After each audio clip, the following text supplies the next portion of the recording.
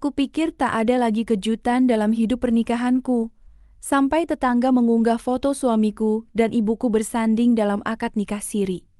Malam itu aku tak menangis, aku hanya diam.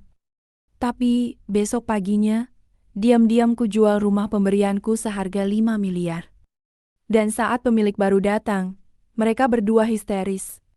Sebelum kita mulai cerita ini, mari tuliskan di komentar dari mana saja sahabat menonton cerita ini. Semoga yang subscribe channel Cerita Pasutri, kami doakan semoga dimudahkan segala urusannya, dilapangkan rezekinya, disehatkan badannya, dan dikabulkan segala hajat dunia akhirat oleh Allah Subhanahu wa Ta'ala. Amin ya rabbal alamin. Sekarang mari kita mulai ceritanya. Aku masih ingat betul suasana pagi itu. Matahari menyelinap masuk melalui celah tirai ruang tamu, membentuk garis tipis yang tampak seperti goresan pisau di udara.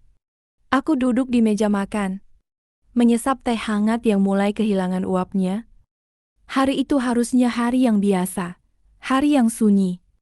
Hari yang kulalui seperti rutinitas lain yang seringkali membuatku lupa bahwa hidup bisa berubah dalam satu helaan napas. Tapi hidup punya cara sendiri untuk menamparku. Ketukan pelan di pintu membuatku bangkit.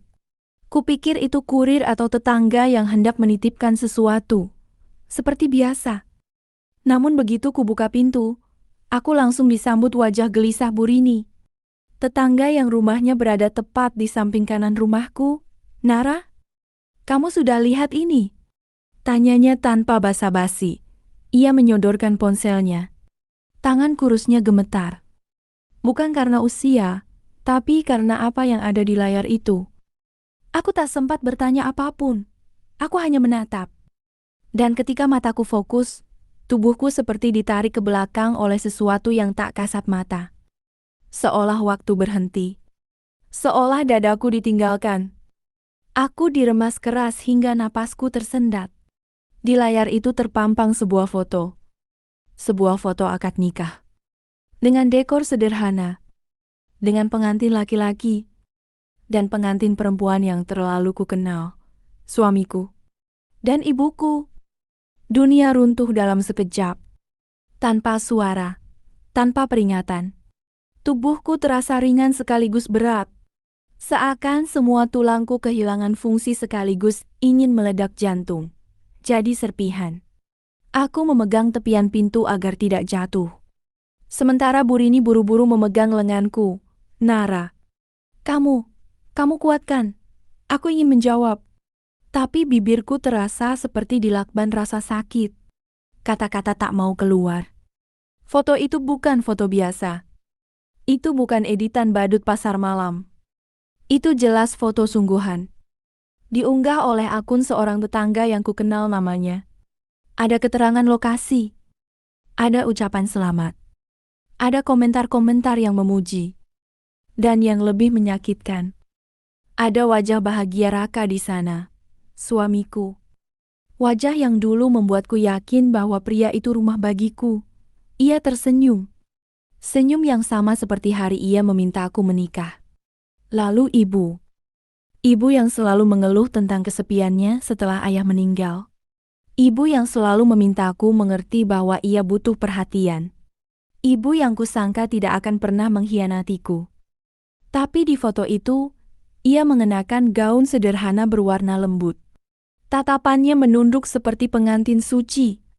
Dadaku panas, sakit, dan hampa sekaligus. Aku tidak tahu apa-apa. Bisikku akhirnya, meski suaraku seperti bukan milikku sendiri. Bu Rini menggenggam bahuku. Maafkan aku, Nara. Aku juga baru lihat barusan. Aku langsung ke sini karena aku tidak tegah. Aku mengangguk. Tidak tahu harus berkata apa. Rasanya seperti mimpi buruk yang merangkak keluar dari langit-langit otakku. Setelah Bu Rini pulang, aku menutup pintu dan menyenderkan punggungku ke permukaan kayu yang dingin itu. Nafasku tak senggel. Air mata mulai memenuhi mataku. Tapi belum jatuh. Belum saatnya. Rasa sakit terkadang membuat tubuh menunda tangisan. Aku berjalan perlahan ke ruang tamu, menghampiri meja tempat ponselku berada. Dengan tangan gemetar, aku membuka aplikasi media sosial. Jari-jariku dingin dan telapak tanganku berkeringat. Dan ya Tuhan, foto itu ada di mana-mana. Sudah dibagikan, sudah dikomentari, sudah disukai, sudah menjadi bahan pembicaraan. Tanpa aku tahu, tanpa aku dimintai izin, tanpa sedikit pun rasa kasihan pada istrinya. Aku, yang sedang duduk di rumahnya sendiri, tidak tahu bahwa dunia sedang mentertawakannya. Aku menekan profil pengunggah foto itu. Tetangga yang sering kulihat tiap sore saat menyiram tanaman depan rumah. Ia hadir sebagai saksi, rupanya. Dan ia dengan bangga mengunggahnya, mungkin tanpa tahu betapa foto itu menghancurkan seseorang. Aku membaca ulang kaptionnya. Alhamdulillah. Selamat untuk Raka dan Bu Santi yang telah menjalani akad nikah siri mereka kemarin sore. Semoga sakinah mawaddah warahmah. Kemarin sore. Kemarin. Saat aku sedang berada di kantor, lembur, agar bisa menabung untuk rencana liburanku dengan Raka bulan depan. Rencana yang kini terasa seperti lelucon paling jahat yang pernah terjadi. Aku menutup ponsel. Air mata akhirnya jatuh. Bukan satu-satu, tapi banyak. Mengalir seperti air yang pecah dari bendungan yang retak. Aku menangis sambil menutupi wajah dengan kedua tanganku. Aku menggigit bibir karena rasa sakit itu tak tertahankan. Rasanya seperti dihajar berkali-kali tanpa sempat membalas sama sekali. Ketika tangisku mulai meredah, aku duduk di sofa, menatap kosong ke dinding yang penuh foto-foto keluarga.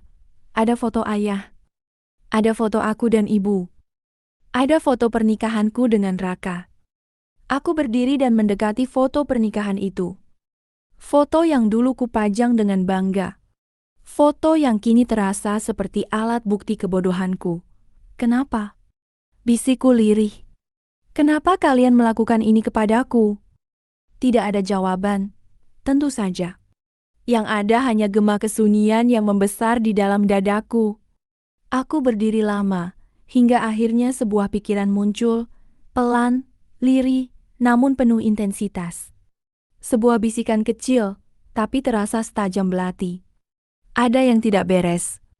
Ada yang selama ini mereka sembunyikan. Dan aku harus tahu semuanya. Aku menghapus air mataku. Mengambil napas panjang.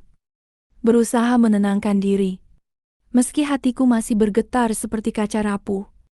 Siang itu, aku mulai mengamati tanda-tanda. Tanda yang ternyata, tanpa kusadari, sudah lama ada. Perubahan sikap Raka dalam beberapa bulan terakhir. Cara ibu lebih sering memihaknya daripada memihakku. Bisikan-bisikan di dapur. Tatapan yang berubah setiap kali aku masuk ruangan. Aku dulu menganggap itu hal kecil. Kini semua tampak seperti petunjuk. Petunjuk yang kututup mata selama ini. Petunjuk yang kututup mata selama ini. Saat itu juga aku tahu. Aku tidak boleh gegabah. Aku tidak boleh meledak langsung.